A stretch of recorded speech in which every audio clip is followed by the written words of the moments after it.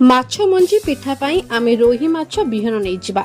बिहन को भल से धोई सेतिरे हल्का हलदी गुंड, लंका गुंड, कॉर्नफ्लोर, बेसन आ लूण पकई हाथ रे भल से चकटी नबा। तापरे एथिरे कटा पियाज आ कंचा लंका ऐड करिबा। गोटे पैन रे तेल गरम करी छोट छोट पिठा साइज रे माछ बिहन को भाजिबा।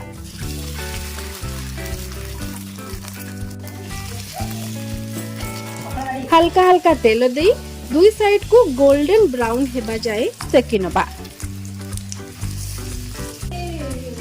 एबे रेडी होई गेला हमर माछ बिहन पिठा। आको टिके अधिक भल लुक दवा पय टिके धनिया पत्र रे गार्निशिंग करबा आ पेरी पेरी मसला स्प्रिंकल करी आको टमाटो केचप सह एन्जॉय करबा। नहले मो भली एमिति पखाला भात रे आ टेस्ट रो मजा नियंतु।